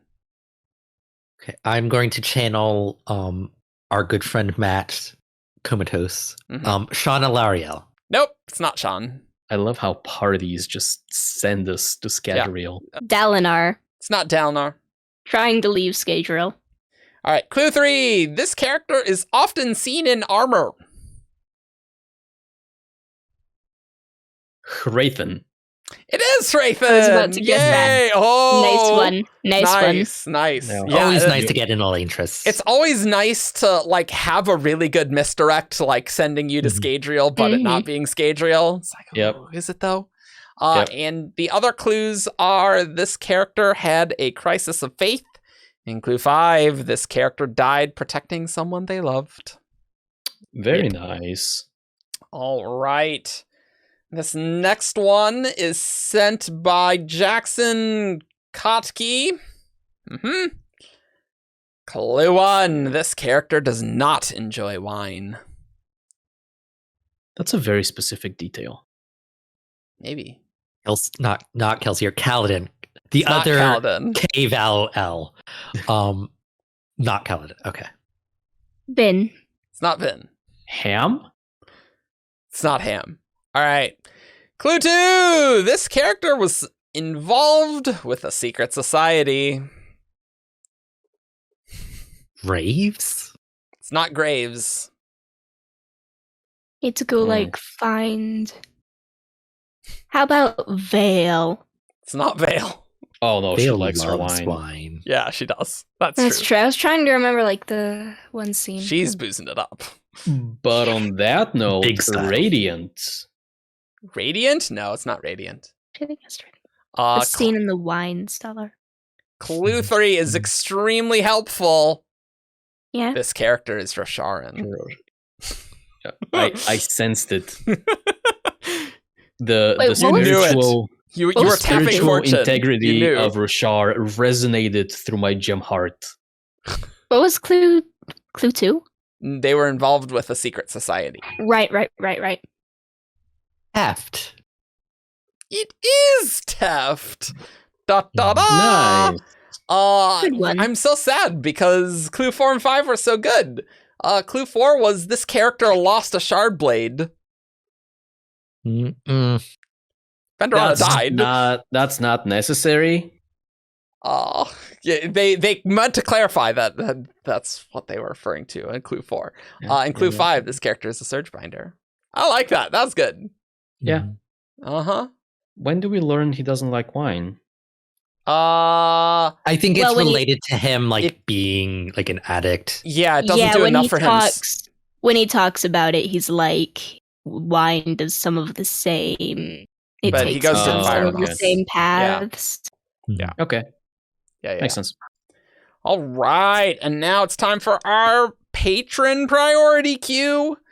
You can support us on Patreon at the Herald tier, and you can submit Who's That Cosmere characters that we will read less than a year away. Yay! All right, this one is sent in by Cyprian Wiley. Yep. We will also butcher your name. Yes, we will. Mhm. Clue 1, this character breaks the law. Nale. It's not Nale. I don't know when, but I'm sure that's. I mean, it think doesn't by matter anymore. definition, Irony. Nale can't break the law. He'll make the law what he wants, and then he'll follow it. Because he is the law. He swore an oath. He is the law. Nale breaks himself. Yeah, Oh, that's. oh, baby. What? What do you mean, oh baby? What? Think about it. Maybe don't think about it. Maybe don't think about it, because I didn't. I absolutely didn't. Breaks the law.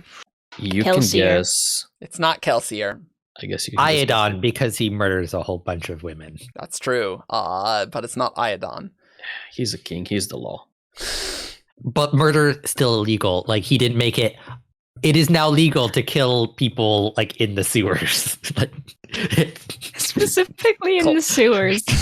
Only in the sewers. Or wherever. If you he go in was a killing sewer, murder's legal on you. But This is the everywhere designated murder area. else, murder area, murder zone.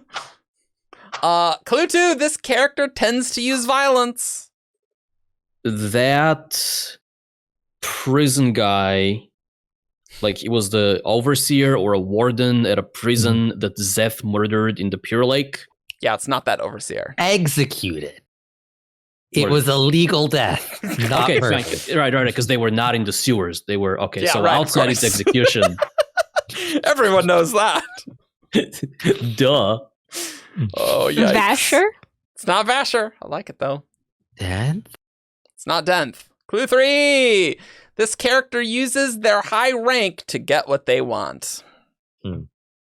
Serious? It's not Sadius. And breaks the law. Oh, Was- Straff Venture? It's not Straff. What's the second one again? I This just knew character it. tends to use violence. Right. I just knew it and then I forgot it. You didn't even ask which Sadius I meant. I'm assuming if you say Sadius that you mean Toral Sadius, not Amaram and not Iole, okay? So if you meant Iole or Amaram, you can guess it on the next clue. Okay. Sadiz, the Sunmaker. Sadies, the Sunmaker? No. Clue 4. This character repeatedly beats someone who has mental health issues. Shockingly doesn't narrow things down. I have not guessed. No, not on this You one. can I have guess. not guessed this round. Yeah, you haven't. Lindavar. It's not Lindavar. Oh, you were so excited. This is good, I though. was. Yeah. I get so excited over my guesses and then they're You did never really it. well on the last episode. I did really well last You episode. did well. Mental health issues. So, everyone. We've limited down to every Rosharan. Staring at the books. This has to be somebody on Roshar. I'm guessing Ruin. Because I have Ruin. convoluted things for every clue, but Ruin. I can't think of anything because... Evgeni, did you guess? I did not, but I'm also not really having any good ideas, so I'm going to go with Mr. Suit. It's not Mr. Suit. All right. Clue 5. Despite the last clue, where they repeatedly beat someone with mental health issues, this character is usually regarded as honorful. Honorful? That's what the clue says. It also spells as wrong, so I mean, Amaram, presumably honorable. it's not Amram. Okay. Who Really regarded as beats up people, and he's also regarded as honorable? Honorful. Honorful. Get it right. I am Full of honor. Presumably that means honorable. Usually uses... No, that was... Can Can you read off all the clues? Yeah, I you read can off do all that. the clues This again? character breaks the law. This character tends to use violence. This character uses their high rank to get what they want. This character repeatedly beats someone who has mental health issues. Still, this character is usually regarded as honorful. Has Kaladin been guessed yet? Nope. I'm guessing Kaladin. It is Kaladin. And it's specified that Clue 4 is referring to Lesian. Argent's face? Your face is... Well, woohoo! I mean, Hey, the views do have issues. They do. They do. He does often use violence. He is generally regarded as honorable. He does sometimes use his high station to get things he wants, such as And he when stole the he things. pulls out the shard blade. Yeah. And He he has breaks the broken the law. Yeah. Yep. Yeah. It's Kaladin. It's Kaladin. I can't argue with this, but I don't have to like it. Yep. I was going to do guess like it. I like this. Wax I like is this good. a lot. with like beating up on Wayne. Yeah. Like I was gonna go with Dalinar for my last guess. Uh-huh. I mean, he beats a lot of people, so I mean, yeah. I was trying to remember if like in that bar scene in his flashbacks when he breaks somebody's back or whatever, whether that person was described as Mentally ill. Yeah. I would like this better if like Clue 4 was referring to himself as in like he beats up himself. I thought that's what it was referring to when Eric revealed it. Also works. Sure. All right, everyone. Thanks for watching these long WoB episodes, and I hope you enjoyed our silliness in this one. I don't know how much it's going to turn into an outtake, but we'll find out, I guess. Yeah. We knocked out February. Yeah, we did. Oh boy. Yeah. So we'll have an episode 2 weeks from now. We will go back to doing every other week, but I like putting the WoB episodes back to back.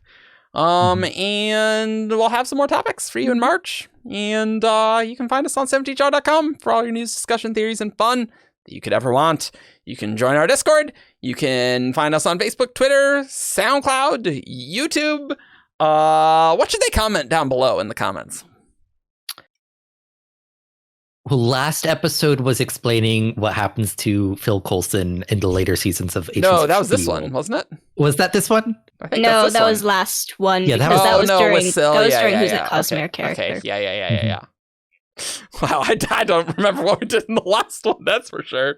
I mean, What's your favorite? Oh, static versus kinetic investiture. Yeah. Tell us your feelings about static and kinetic investiture.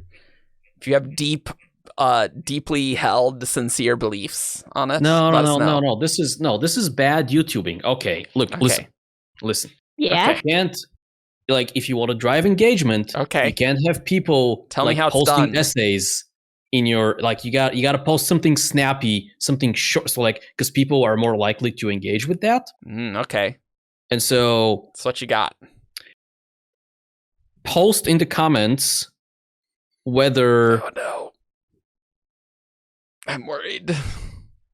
whether I think we you should be. agree with Brandon's assessment that boobs are hot.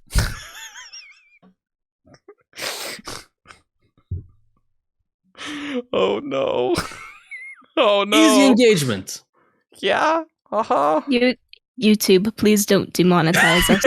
Yeah. I'll have to toggle the ad thing for sexual content. The ad suitability. Great, guys. Thanks a bunch. Bye. Disclaimer: do not kill people in sewers.